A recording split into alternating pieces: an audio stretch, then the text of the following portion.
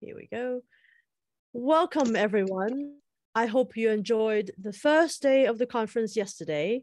And to kick off this second day of the conference, I am going to dare you to jump onto the Trojan horse to lead your agility adoption. Would you accept my dare? It's going to be a fun ride, so hang on tight. First, let me introduce myself. Hi, my name is Mun-Wai. You can also call me MW. I've been on this Agile journey for over 20 years. I worked in organizations all over the world, started in engineering, and ended with my last corporate title as Chief of Staff when I started messing around in HR, finance, and facilities. My goal is simple. I go after anything or any group that hinders the team working effectively together to produce a product that delights the customers. You can find more information on my website. So, why are we here today? I'm sure many of us have gone through Agile transformation, but not too many of us like the experience. Now, if you want to drive fast and permanent Agile transformation, I would suggest you start with HR, finance, with the support of executive sponsors. Now, before I tell you my story, let's imagine you could transform your company into an Agile organization without ever mentioning the word Agile or transformation. Imagine you could do this without spending any money on Agile training or an army of transformation specialists, etc. Intriguing, isn't it? Now, let me tell you my story. This story came about when I was working for a global telecommunication company before the pandemic. I was brought in to head up program management in the product development organization. That made up about 1/3 of the company. My main role was enabling teams to get products out the door. And as happens to many Agilists, I was landed with another problem to solve at the same time. So here I am, trying to figure out how to minimize the travel expenses while the company has this new corporate travel provider. We were told that we should all use the corporate travel provider so that as a company, the more the travel is booked through them, the more discount the company gets as a whole. However, the corporate provider is more expensive than travel agencies that we have been using, and we have a budget to adhere to. Now, going with corporate provider means less travel for us, or risk going over the budget. Now, as a product development organization, the travels are necessary to work on projects together with global offices. It is not an option. So the executive vice president of product development got beat up by finance every quarter about going over the travel budget while we save money on other things. And of course, when the executive VP got beat up, she immediately let me know and told me to handle it. You can imagine how frustrated I was when we went over budget because we followed the new corporate travel guidelines. I mean, as far as I'm concerned, we were being good corporate citizens, and yet we're being dinged by it. And moreover, I now had to take time out to deal with corporate policies that make no sense to me, while the real work of enabling teams to get the product out the door was being put aside. Now, at the same time, I was changing the way performance assessments were done within the product development organization to encourage team collaboration instead of highlighting individual achievements. I think I see a hands up. Oh, I think we lost your screen share. I'm not sharing any screen. Okay, lovely. When I'm telling my story. No worries. So at the same time, I was changing the way performance assessments were done within the product development organization to encourage team collaboration instead of highlighting individual achievements. This is part of my effort of enabling teams to get products out the door. My executive VP and I were doing this on our own without HR's knowledge or involvement. We translated what we did to HR's existing annual processes. Now, with performance assessment comes reward and recognition, and reward and recognition ties directly to finance, specifically another budget line item. Oh, great. I now have 2 budget line items to deal with. to ensure neither of them go over budget. I thought, we are a responsible organization. We may need to spend more in one area, but we make sure we decrease our spend in other areas. So why am I dealing with one line item at a time? That's just stupid. It makes no sense to me. Now, since I was tracking all of the expenses in the product development organization anyway, I thought, now what if the executive VP of product development has one big budget for her, then let her use it however way she wants, instead of worrying one line item at a time. So I discussed my idea with the executive VP. She was all for trying it out, as long as I promised to track everything for her and let her know what trade-offs she needed to make in order to balance her overall budget. We still managed the budget, but managing is easy when you don't get dinged for every single line item, as long as you balance the overall budget. Now, of course, by everything, she meant everything, which included payroll, taxes, CapEx, OpEx, real estate, everything. So travel expenses and reward and incentives were part of the everything. Now, on the other hand, I was tasked to convince the finance department to let us try. I asked the chief financial officer, CFO, if he trusted the executive VPs, that is, the people who directly reported to the CEO. He said, oh, of course. I then said, oh, wonderful. Then you should trust them, or at least just the executive VP of product development, my boss, with the budget, right? Meaning you would think that she should know how to balance her budget, right? Now the CFO, having no idea where this was coming from, said, well, yes, of course. I expect that she knows how to balance her budget. So I asked, well, then would you mind just giving her the one big budget number to manage instead of scrutinizing every single line item on the budget? Oh, and by the way, since you expect her to be able to balance her budget, you can ding her when she doesn't. What do you say? Can we try that quarter by quarter?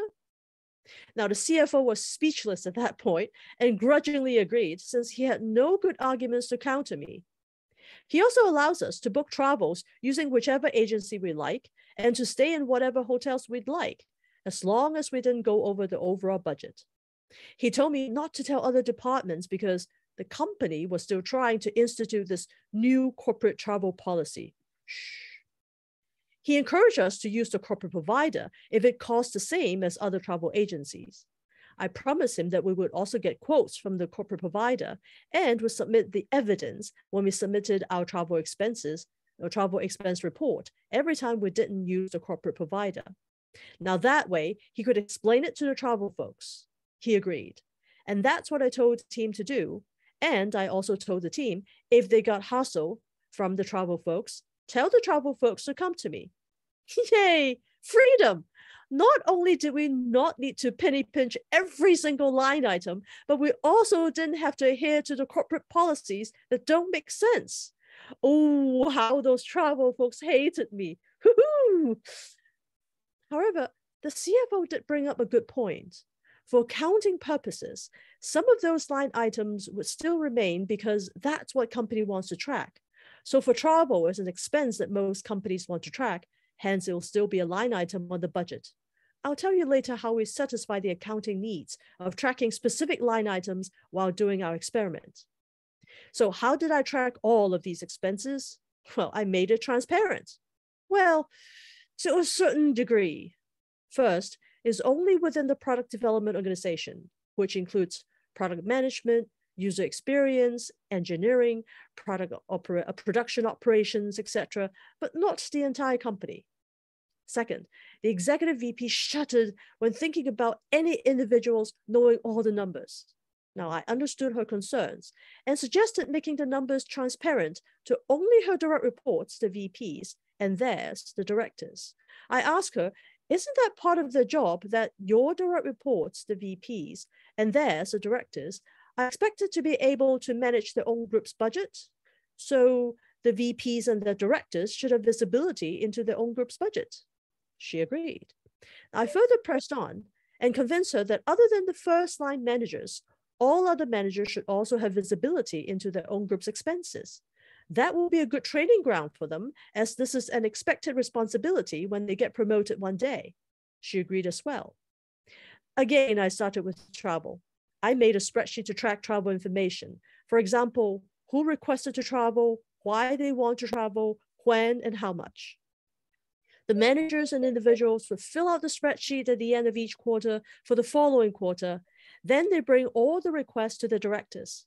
Now, the directors would then ask the managers questions like, 3 of your engineers also asked to upgrade their computers because they said it's been 5 years. So are the travel requests more important than the computer upgrades? Why or why not? That taught the managers how to manage the budget, how to do the trade-offs, and what questions they should ask in order to be able to make the trade-off decisions.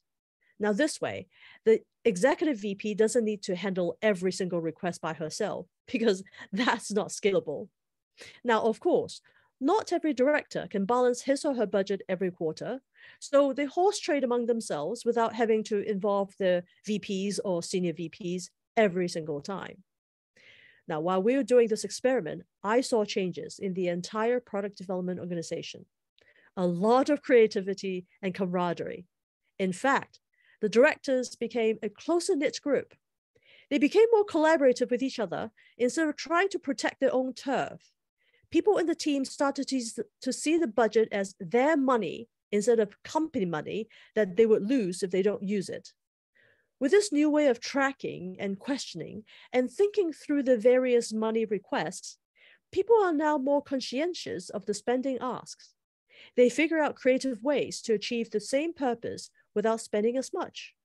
They also actively research and share ideas with each other, the cheaper deals, because they know if they can save money in one area, they have more money to spend in other areas. So for example, the executive VP and the CTO, the chief technology officer, don't expose the budget to me because they're executives and this is an experiment. They are not used to being questioned about their expenses, even by the CEO. So they are not part of the transparent group, though I could calculate it and budget them in. However, because the CTO travels a lot, the engineers are not happy that he's spending their money. Now, the CTO reveals that he has ways to travel in style while paying economy fare. Now, the entire product development organization follows his lead. We started to travel in style while still under budget. Another example was that when I gave the executive VP a number of trade-offs, she asked me if I budgeted her travel in and how much I budgeted. And then she asked me how much a typical engineer spends in their travel. She realized that her one trip pays for 3 to 4 trips by any engineer. She decided that the engineers need to travel a lot more than she does, so she willingly did not travel for an entire quarter. When we repeated the trade-off discussion the following quarter, she made the same decision.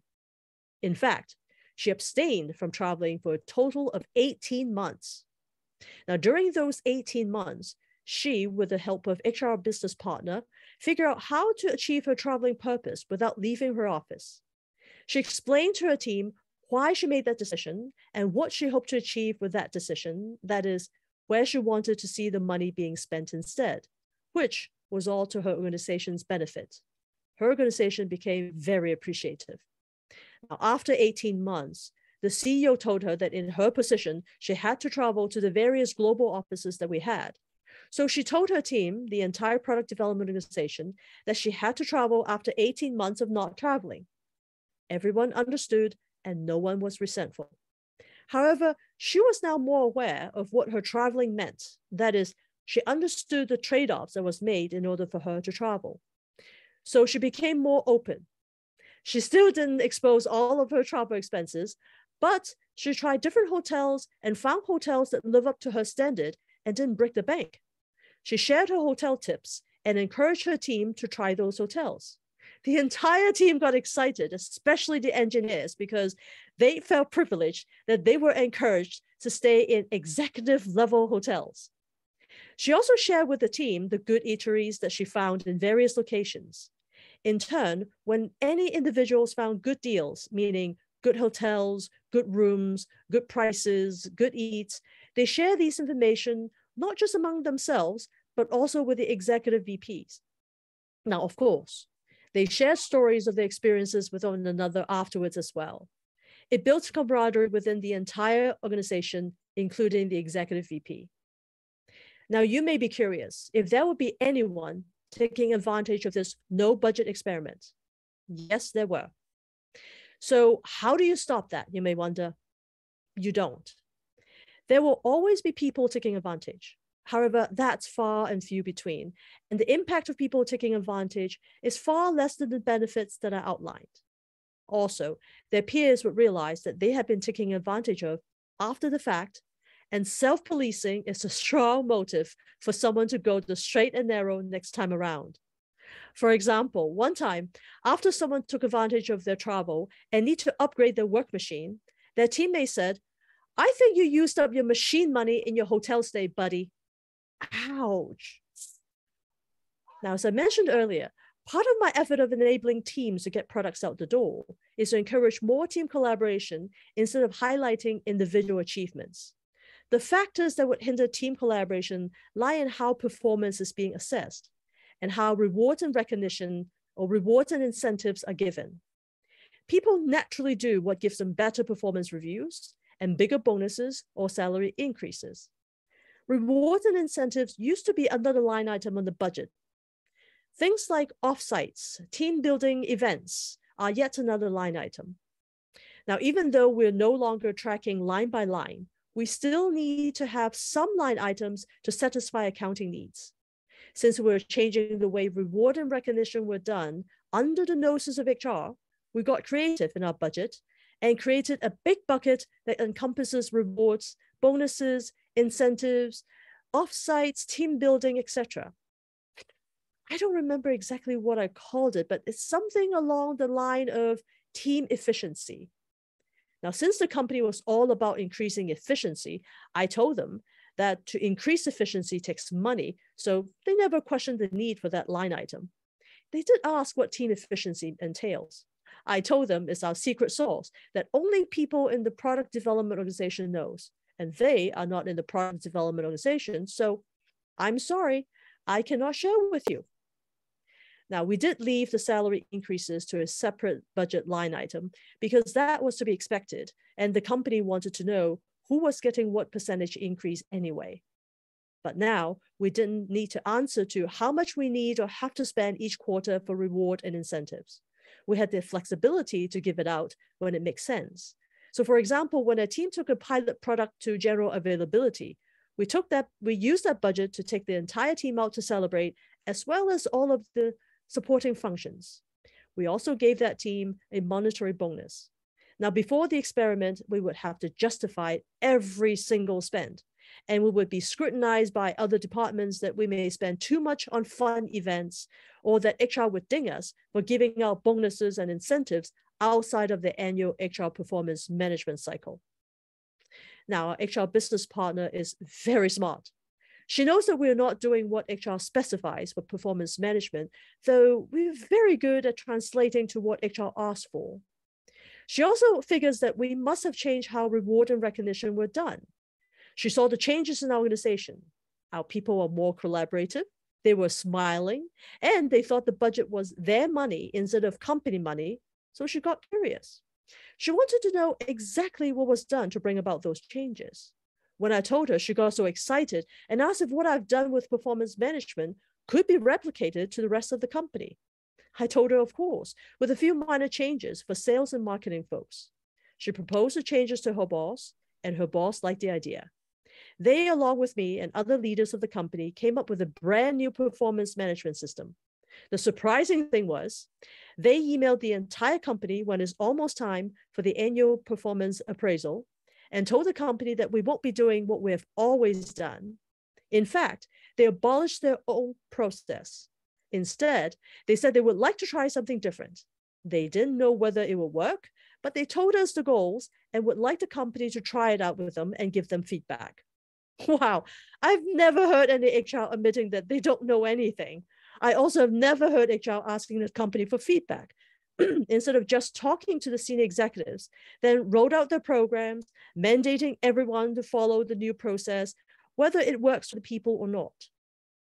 Now, our HR business partner told me that it is the most that she could do. She could not affect company-wide reward and recognition changes, even though she likes what we're doing, because it involved finance and she's HR.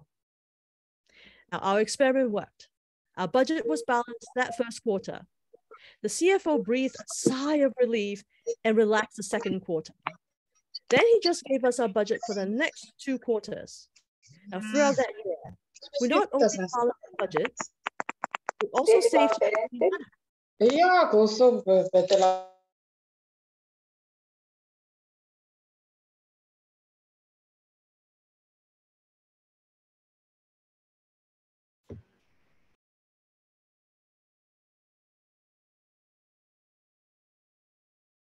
So when it's time for the annual corporate planning, we gave him the numbers that we would need for the following year, and he just gave that to us.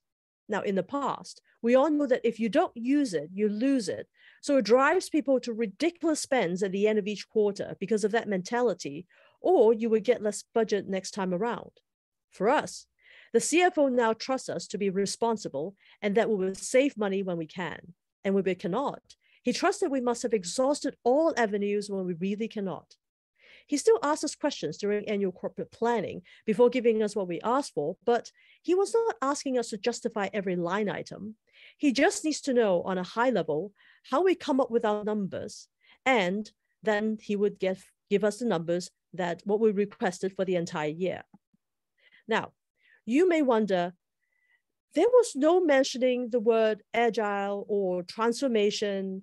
There were also no agile terminologies in my entire story. So what was so agile about that? Well, first, it's all about the mindset, which drives behavior. It is not blindly following a certain framework and practices, whether those work for the organization or not. Second, there is also system thinking, meaning looking at the entire organization holistically instead of just 1 or 2 departments. As we all know, the company is only as agile as the least agile department. And third, it actually adheres to the agile values and principles. Now, one of the agile values is to respond to change instead of following a plan.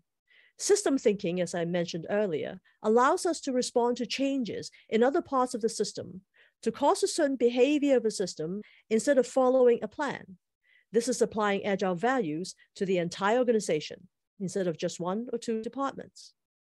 Another agile value is that people collaborate to enable working more effectively together instead of blindly following established processes and using existing tools. Now, when I say people, it's not just a product development organization, but together with business people as well, which is also one of the agile principles. Oh, and when I say business people, I mean executives, HR, and finance. Another agile principle is constant inspect and adapt, because solutions for yesterday's problems may not work for tomorrow's challenges. So at regular intervals, the team reflects on how to become more effective, then tunes and adjusts behavior accordingly. You may have this burning question: well, why is it better to drive transformation through HR and finance first? I mean, why is that better than starting with, say, engineering or IT? Well, using system thinking, and as Agile Principle pointed out, we need to give people the environment and support that they need and trust them to get the job done, not defining every single line item, etc. In other words, don't hinder their progress. Very often, business people hinder the progress by insisting on what they're familiar with, their established processes and plans, instead of working with the team to understand the issues and solve the problems together. Now remember, any progress drives behavior. So for example, if you want to foster collaboration, you will need a different kind of reward and recognition and performance management system that incentivize teamwork instead of rewarding individual contribution. We cannot demand people to work one way and reward them to do something else. We also cannot reward one team in one way and another team in another, or they won't work together properly. They'll be pulled in different directions or towards different goals and self-interests. HR and finance and executive management are the exact groups of people who can create environments that either support or hinder. The choice is yours. By the way, it would be remiss of me if I don't mention the importance of gaining the trust, support, cooperation, and eventually the collaboration from the executive management team. As illustrated in my story, I gained the trust of my executive VP and the CFO first by understanding where they're coming from and what they need in order to do their jobs. Then, when I came up with a different solution that would help the team while ensuring they can still do their jobs, I got the support and cooperation. Now, in the end, I got collaboration from my executive VP and even the CFO. Oh, just a side note, the CFO wanted me to help change the reward and recognition system for sales folks, including their commission plans. He was very willing to work with me to come up with a better plan and experiment. But at that point, I drew the line and declined his offer. But how is this actually driving Agile, you may wonder? Well, the goal is to move people from fixed mindset to Agile mindset or growth mindset. So the choices are either implement a certain framework or start where you are, understand the problem and the outcome that you want, and find a different solution to achieve the outcome instead of just implementing a certain framework or copy others' models. Now, by driving ownership and accountability down the organization, together with transparency, it triggers creativity of the organization to come together to find a better solution, so that when a new challenge comes, the organization has already gotten a mental model and a mental process that they can apply. Imagine what can be possible if this mindset were applied to every aspect of HR and finance. What other line items can you apply that to? How does that apply to other areas? We've already mentioned performance management and reward and recognition, but what about, say, budgeting, targets, forecasts? As the annual budget planning process for 2023 is underway, how about exploring better ways to run our business to be able to adapt and react to this volatile, complex, and rapidly changing world instead of following processes that were established in the last century? Now, keep in mind that these changes automatically drive a different behavior. Now, you may notice that the more successful transformations start from the top and are led by the C-suite. But do you know that the most successful transformations, which have just started to come, are actually led by the C-suite and finance and HR? And that's it. Thank you for listening so attentively. Here's my contact information again. If you choose to accept my dare and would like to start applying some of the ideas that you have heard today, I'd love to connect with you. I also have a cohort training that will be starting in January.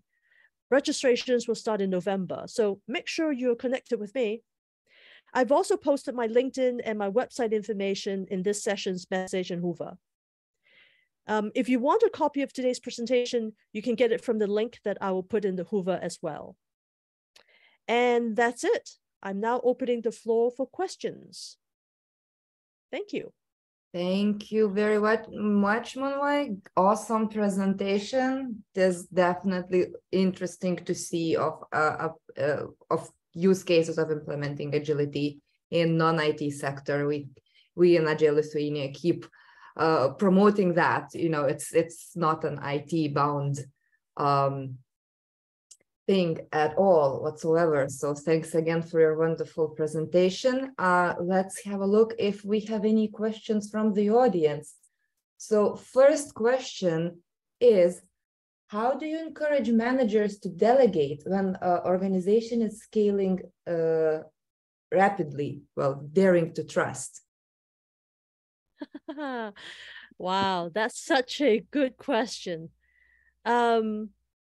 Well, the first thing, and this is from my experience at least, is you actually need to gain their trust first. Now, of course,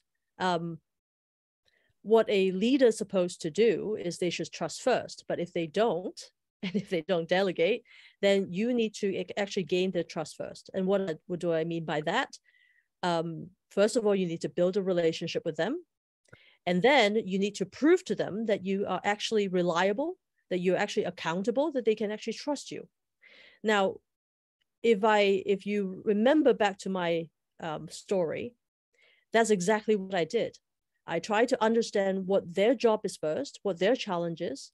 And then when I come up with a solution, it's not just to help the team, but it's also help them with their job. I mean, I can tell you that the executive VP does really hate having to go line by line item and got dinged every quarter by finance. I mean, she is absolutely upset with that. And so my solution is, oh, one big budget number. Hey, that actually helped her.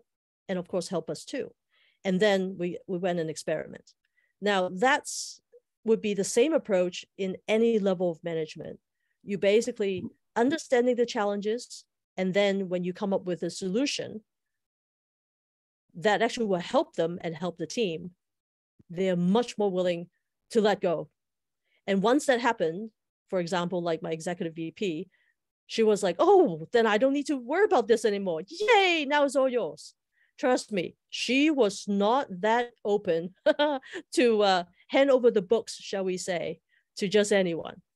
So, but after she realized, wow, that can be done. Okay, yay.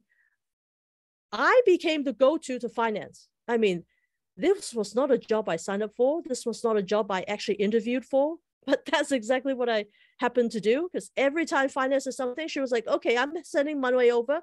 She's walking over to your office right now. And so that's why CFO knows me so well, because when I show up, I'm the representation of my boss, because she doesn't want to deal with them. But imagine that takes time, right? And so it happens with, it's the same principle with every single level. So hope that helps. All right, absolutely. Thank you for such an extensive answer. We have one more question. How executive team and management team is rewarded? Is the performance review and recognition based on the performance of their teams? So executives, in traditional companies, executives have a different way of being rewarded than anybody else. You may have heard of the golden parachute. They have executive packages, and to be very honest, it's all driven by the purpose of a 20th century organizations or company. And if you think of what the purpose is for a 20th century company, meaning, in the late 90s, or actually middle of the century all the way to late 90s, the purpose of the company is to maximize shareholders' value.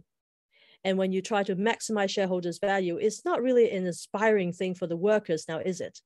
So, which means that the management now is up to the management to basically crack the whip so that the workers will actually work and produce.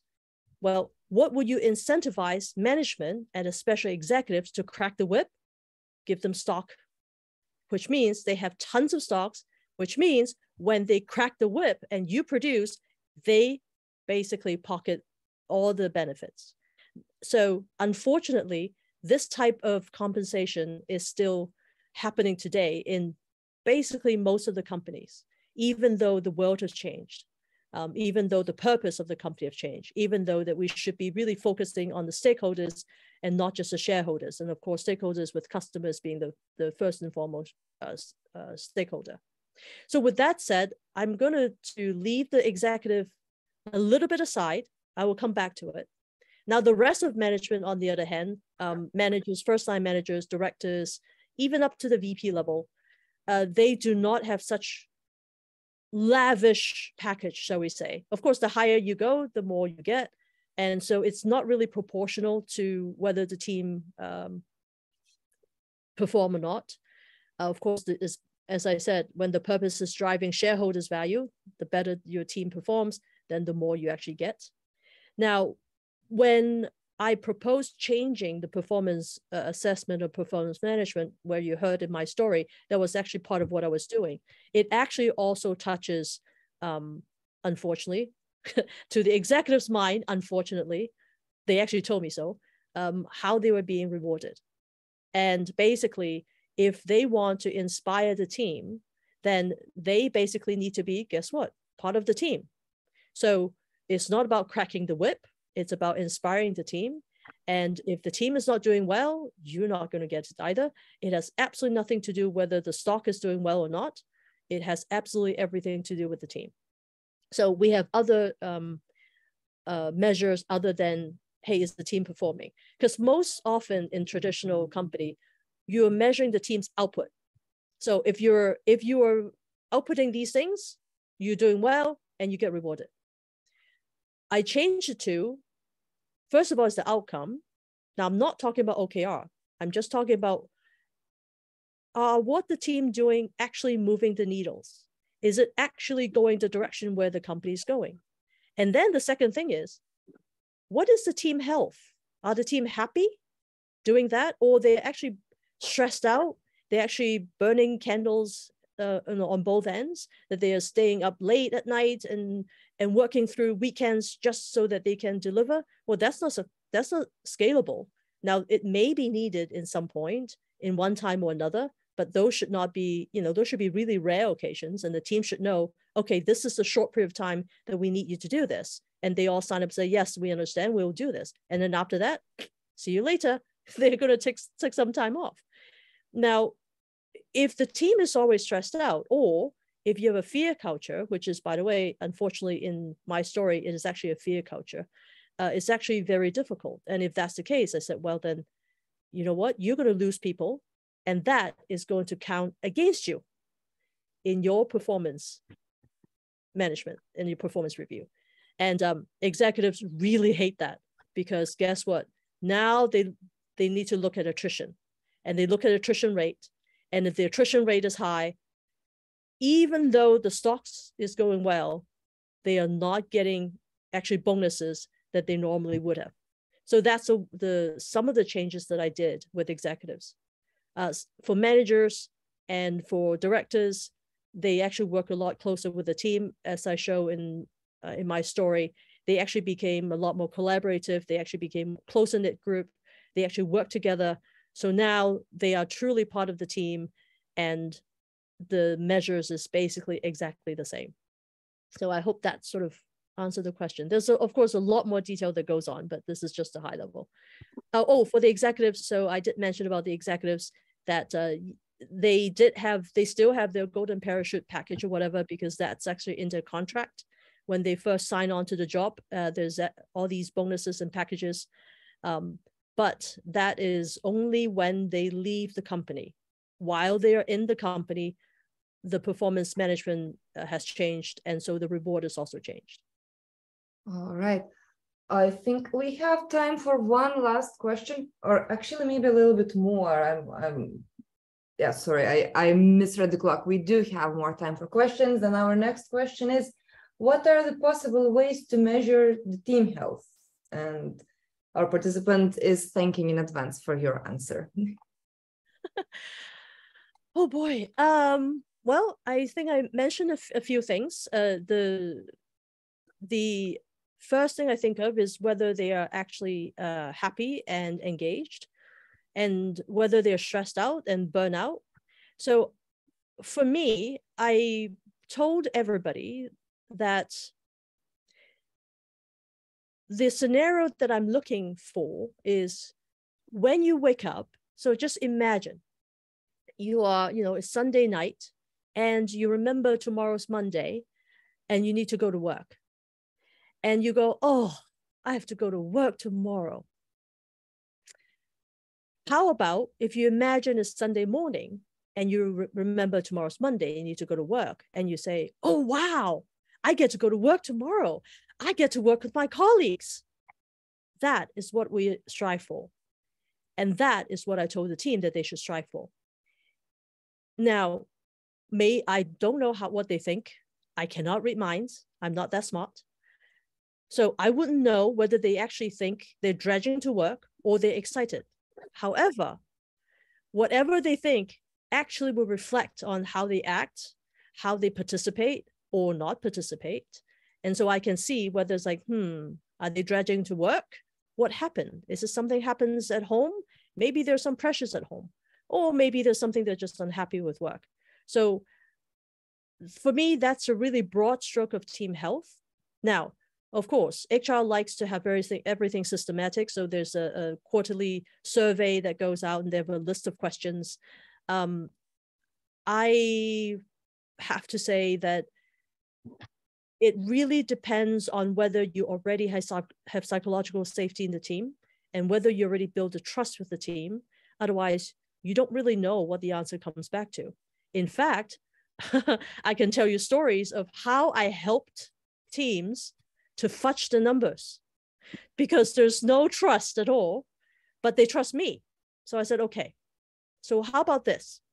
We need our bosses to look good, because if it looks bad for her, then we're not going to get budgets. We're not going to get money. If we need to hire someone, we're not going to get the open racks. That's not going to be good for us. So we need to make her look good, but I need to know the real thing. So we actually figure out how to fudge those numbers. And they have literally two sets of books, if you will, but two sets of comments. One set is for me, it's really what they think. And then another set is for corporate. Now, my boss, the executive VP, she's not stupid. So she looked at it and she go, is that a real answer? Or is there a real set somewhere? I said, well, this is quite real. She said, but this is not all the answers, is it? I said, no. Do you have the list? I said, yes. She said, okay, well, as long as you have the list, that's fine, because you're going to let me know if there's something I can help, right? I said, yes, absolutely. Or you should be aware of and things like that. And the interesting thing is, we made her look so good that, well, it's not 100%, but it's really good that she actually get more budget, and we get more when we need to hire someone, we actually get the racks we ask for. Now, as far as the actual list is concerned, then I work with the general managers of all these different offices, and to basically work on them, right? So when you talk about team health, there's no specific things that you can actually measure. It's really about, you can use a survey, of course, as I said, if you have built trust with the teams already, like I had, then they really send you a whole long list of things, including, I know this is recorded, this might not be appropriate, but I'm going to tell you anyways, because it is so unexpected. On the list that says the toilets doesn't work. And they said 3 out of the 5 toilets in the office doesn't work. So they're upset. I'm like, whoa. It's like, okay, let's work on that. That is definitely not going to make people happy coming to work now, is it? There goes the team health. Would you have thought that, toilets will actually make team health go down? So again, you really need to build trust with them, and then you can ask them these questions and surveys. But then you also need to observe. You have to have, when you have a relationship with them, you can actually notice something goes wrong, and you can actually talk to them one-on-one. And so, sorry, I don't have a very concrete answer to say, okay, thou shalt ask these 5 things or these 5 categories. But it's so many different things, there's different nuances, and you need to be able to pick that up. So I guess the bottom line is, as someone who actually look for these, you need to have a high emotional intelligence. And that way you can pick up a lot of things. Mm-hmm. Absolutely. Thank you very much for such a detailed answer with a story behind it. That was definitely very, very interesting. We do have a message from Craig in the chat to one of your previous answers, saying that he's reminded of the principle of building projects around motivated individuals, give them the environment and support they need, and trust them to get the job done. That's right. Right. Absolutely. Let's give a minute to people in case someone comes up with any other questions. They say you need to wait at least 30 seconds to make sure that everyone who wanted to speak up does. But right, overall, is there a final message that you would like to give our attendees? If there's like one takeaway that we should bring into our work lives and daily lives today, what would that message be from you? Oh boy, only one thing? Oh goodness, that is so difficult.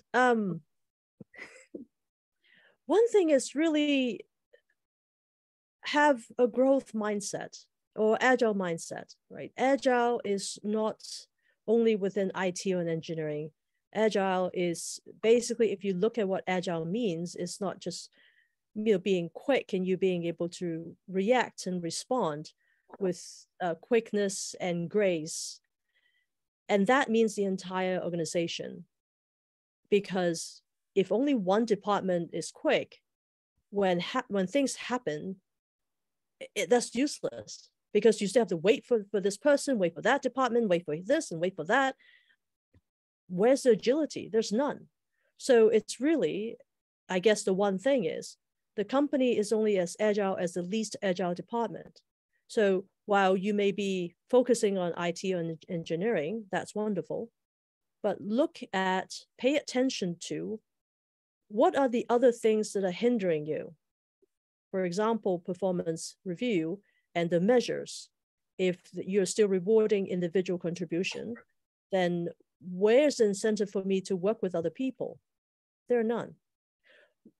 Look at how right now is a great time, because most companies are doing annual budget planning right now for 2023. Well, what sense does that make? I mean, do you all remember 2020? Do you remember the Q4 of 2019 when you make that budget plan? Did anyone actually still use that budget plan? No. In 2020, it was through out the door. So in 2021, same thing. And people try to do the same thing at the end of 2020, thinking, okay, COVID is over. Okay, let's go back to budget plan. And here comes 2021. Multiple different COVID wave surges and whatnot. And then now more new things come in. And so the plan changed again. So now here comes the end of 2022. What are the companies doing? Same thing. Let's do a budget planning for 2023. I mean, why are we just doing the same thing over and over and over again and try to expect a different result? I don't think that it's Albert Einstein who says this, but is somehow credited to him, so I'm going to credit him anyways. That's called insanity. So why are we doing this again? Why don't we think about what can we do so that we can be more adaptable? And if you understand this, budgeting really is, okay, you have the whole budget, and anything that change, you now have to go through a whole change management process, and they will have you jump through the hoops. How agile is that? That is not, right? So I'm only giving you two examples. There are every single process that the company does, every policies the company does is driving behavior. If the behavior is not helping you to collaborate with each other, to actually be able to respond and to delight the customers as quickly as possible, then those need to change. So I guess the one thing is the company is only as agile as the least agile department. So pay attention. Yeah, absolutely. Bringing this forward as a takeaway to my team for sure. All right.